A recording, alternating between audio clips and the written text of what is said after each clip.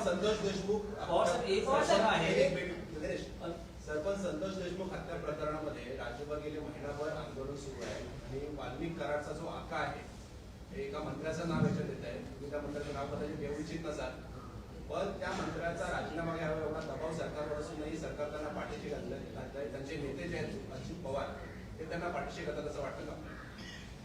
असं आहे की ते सगळं प्रकरणच तुमचं चिंताजनक आहे.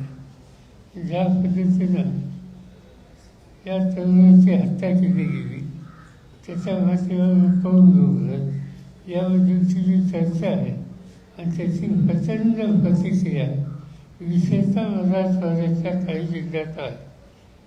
पहिल्यांदा त्या कुटुंबियांना वेचायलाही गेलो होतो, त्यांना वेचायलाही गेलो होतो, परभणीला वेचायलाही गेलो होतो आणि तिथं लोकांच्यात सर्वसामान्य लोकांच्यात जी मी प्रतिक्रिया पाहिली ती अतिशय चिंताजनक आहे.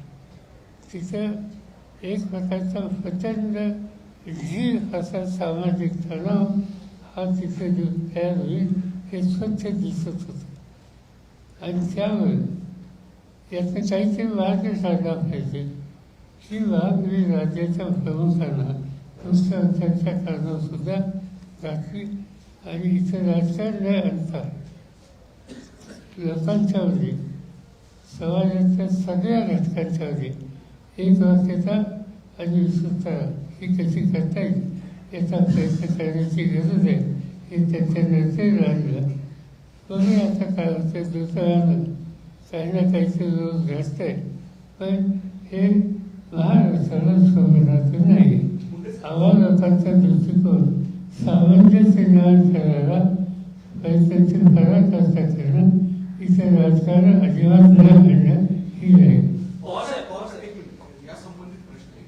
सगळे काही जण नेते वेगवेगळ्या पक्षाचे धनंजय मुंडे यांच्या राजीनाम्याची किंवा मंत्रिमंडळातून बाहेर जायची अपेक्षा करत आहेत. तुमचं व्यक्तिगत काय मत आहे? जोपर्यंत अजितदादांचं म्हणणं की एव्हिडन्स सापडत नाही तोपर्यंत त्यांनी मंत्रिमंडळात राहायला काय हरकत नाही अशी भूमिका आहे. तुमची या संदर्भात काय? माझी भूमिकापेक्षा याचा निकाल राज्याच्या प्रमुखांनी घेतला पाहिजे. सगळं महाराष्ट्रात चर्चा काय त्याची नोंद त्यांनी घेतली पाहिजे. याच्याबद्दल त्याची जी माहिती जी आहे ती केव्हाही गृह खात्याकडे अधिक असण्याची शक्यता हाताळता येते आणि त्यामुळे वस्तुस्थितीबरोबर हे वातावरण दुरुस्त करायला राज्यकर्त्यांनी प्रयत्नांची पराकाष्ठा तातडीने केली पाहिजे हाच माझा आग्रह आहे. आपण जर पाहिलं तर सामनात